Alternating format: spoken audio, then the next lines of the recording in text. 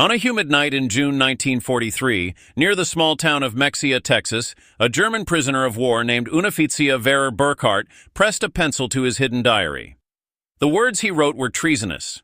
They were a systematic demolition of everything he had been taught to believe. He wrote, "The Americans must be lying to us. No nation could possess such abundance while fighting a war on two fronts."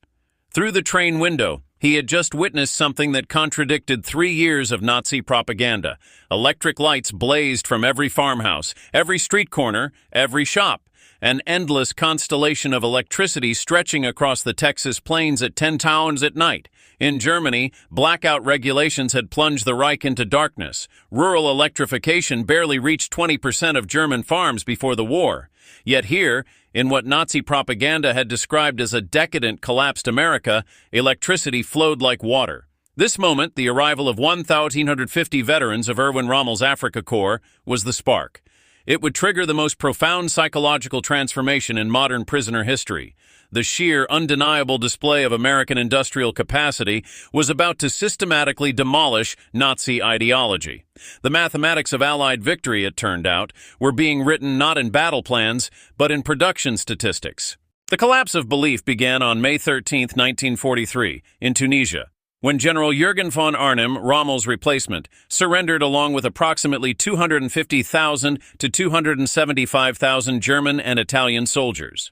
These were the Wehrmacht's most experienced desert fighters. Suddenly, they were prisoners. Among them was Hetman Friedrich Radke, holder of the Iron Cross First Class. His diary, discovered decades later, gives us the most detailed account of American captivity's psychological impact. The first phase of the shock came immediately in the makeshift camps at the port of Oran, Algeria. American efficiency began cracking preconceptions.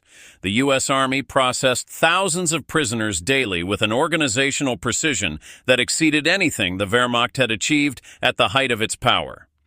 Identity cards were filed, medical examinations completed, and Geneva Convention rights were explained in fluent German by specifically trained American officers, but the true gut-punch shock was the food. Oberreiter Hans Mühr, captured with the 21st Panzer Division, wrote 8 months later, "In the cage at Oran, the Americans fed us better than we had eaten in 6 months of desert warfare. They received white bread, real coffee, meat twice a day. They thought it was a propaganda stunt. They didn't realize this was the standard military ration. The very ships that would carry them across the Atlantic were monuments to American industrial power." The Liberty ships, produced at a rate of 3 per day at the peak of production, were returning from delivering supplies. Rather than sail back empty, they carried human cargo. The 2-week Atlantic crossing became the second phase of psychological demolition. Feldwebel Kurt Zimmermann noted that the ship's crew disposed of more food waste each day than his entire company had received in weekly rations in Africa. American sailors openly threw away half-eaten steaks, whole loaves of bread, and gallons of milk. Zimmermann wrote that they did this not to mock us, but because to them this waste meant nothing. Their supply was limitless. The prisoners discovered their vessel was one of 2,110 Liberty ships to be built during the war.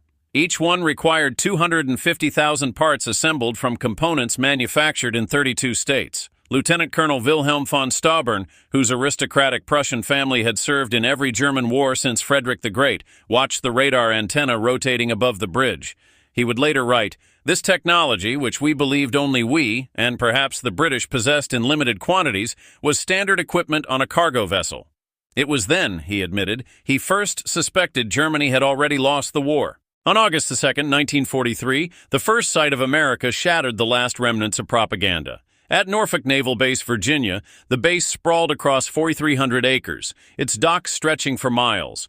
In a single day, this one port handled more tonnage than the entire German port of Hamburg managed in a week. Gerfreiter Jon Wieber, a factory worker from the Ruhr, counted 47 cargo ships being loaded or unloaded simultaneously. He noted that the cranes moved with smooth, continuous electric power without the coal smoke that choked our industrial cities.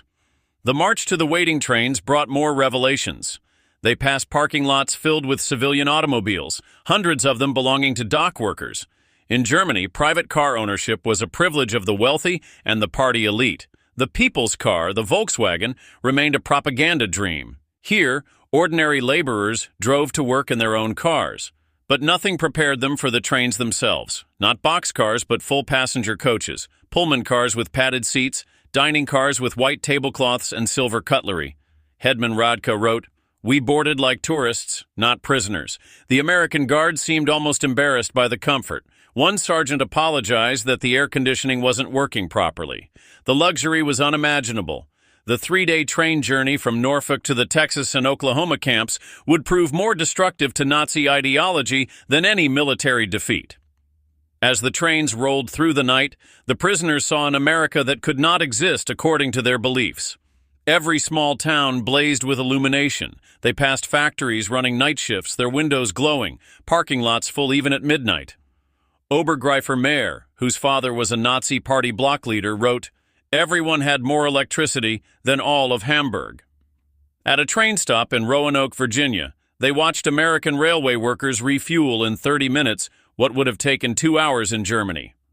Automated coal loaders, electric water pumps, mechanized lubrication systems, every aspect demonstrated technological superiority. More disturbing was the casual wealth of the workers. They wore leather boots that would have cost a German laborer 2 months' wages. They drank Coca-Cola from glass bottles, stubbed out half-finished cigarettes, and discarded the empties without a second thought. Feldwebel Hinrich Müller, an electrical engineer before the war, calculated that the single railway yard used more electricity in 1 hour than his entire district in Berlin used in a day. He wrote, "The waste was magnificent. It was the carelessness of infinite resource."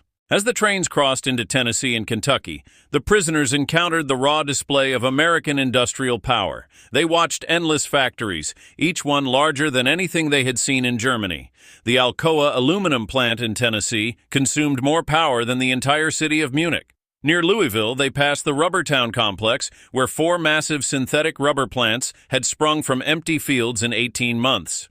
Oberleutnant Erich Hoffmann, a chemist from IG Farben, immediately understood the implication. America was producing 800,000 tons of synthetic rubber annually, while Germany, despite inventing the process, had never managed more than 120,000 tons. Outside Detroit, they saw Ford's Willow Run plant. Built in just 9 months, this single factory produced a B-24 Liberator bomber every 63 minutes. It consumed more electricity than the entire German city of Cologne. Luftwaffe pilot Hutman Verley, who was shot down over Tunisia, counted 17 B-24s visible from the train. He wrote, "We had been told American planes were inferior, but I could see the precision of the assembly lines. These were not inferior aircraft. They were simply built faster than we could imagine possible." The deeper the trains penetrated, the more complete the destruction of Nazi mythology became. In St. Louis, below the Eads Bridge, barges carried more grain than the entire German harvest of 1942. Unrafizia Carl Schmidt, a farmer's son, wrote in his diary, "The Americans transport food as we transport ammunition, in endless quantities without concern for loss." He watched a crane load a single barge with enough wheat to feed his entire village for 5 years. In Kansas City, the smell of meatpacking plants filled the air for miles. German POWs who had subsisted on 200 grams of meat per week watched American workers eat beef sandwiches for lunch. "They ate meat like we wished we could eat bread," wrote Greifer Paul Fisher.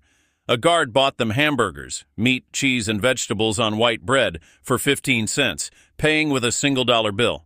This was not special. This was their normal food. The prison camps themselves were the final classroom in American prosperity. Camp Hearn, Texas, was built in 4 months. It housed 3,000 to 4,800 prisoners in conditions that exceeded what most had known as civilians: electric lights, flush toilets, hot showers, and steam heat. The camp hospital astounded the medical personnel. Chief Surgeon Dr. Friedrich Bauer found a facility better equipped than most German civilian hospitals. It had X-ray machines, surgical equipment, and pharmaceutical supplies unavailable in Germany since 1941. Most astonishingly, they had penicillin. This miracle drug that we had only heard rumors about, Dr. Bauer later testified. German soldiers were dying for want of basic drugs, and the Americans were giving their most advanced medicine to their enemies without hesitation. The camp kitchen demonstrated the scale of the waste, or rather the abundance. Daily rations included fresh milk, eggs, meat, and white bread. Former hotel chef Feldwebel Otto Krebs wrote, Today, we threw away more food than my family has seen in 3 years. Not spoiled food, simply excess. American regulations required preparing 10% more than needed to ensure every prisoner received full rations. I wept as I threw perfectly good bread into the garbage, Krebs wrote. By September 1943, a labor shortage led to the employment of POWs in fields and factories. This decision, driven by necessity, proved more destructive to Nazi ideology than any propaganda. Groups of prisoners were trucked daily through the American heartland. They saw shops full of goods, houses with refrigerators and radios, and endless fields of corn and wheat. At a cotton gin in Texas, Unrafizia Herbert Lang watched a single machine process more cotton in 1 hour than his entire village could have handled in a month. The farmer who owned it was nobody special, just a farmer, yet he had electricity, running water, a truck, a car, and a tractor. Lang noted that his workers, including the Negroes, ate lunch from boxes containing more food than German workers received in a week, and this was normal. In Nebraska, a single combine harvester could do the work of 100 men. The fields stretched to the horizon, each one larger than entire German counties. Gefreiter Wilhelm Hoffmann wrote, "The farmer's son, a boy of 16, drove a tractor worth more than everything my father had earned in his lifetime." Those who worked near or in American factories saw the full might of the war machine. At a Campbell soup factory, everything was automated. One elderly woman monitored controls that would have required 50 workers in Germany, while listening to a radio and drinking coffee. At the River Rouge complex near Detroit, which employed 100,000 workers, Oberreiter Franz Kellner saw parking lots filled with thousands of cars belonging to workers. He wrote, "Workers in Germany. Even our officers rarely owned cars. Here, factory workers drove to work." The guard told them many workers owned 2 cars. "We thought he was mocking us." By winter 1943, American intelligence officers documented an ideological collapse syndrome. Prisoners were requesting American newspapers, books, and educational materials. Major Paul Noland reported, "The prisoners no longer argue when shown production statistics. They have seen too much." Lieutenant Herman Gutz, captured with the 10th Panzer Division, wrote in a letter, "We were told America was a mongrel nation, weak, divided. Every day I am here I see the opposite. This is the most organized, unified, and powerful nation on earth. We were told fairy tales by criminals." The most devastating blow came not from wealth, but from humanity.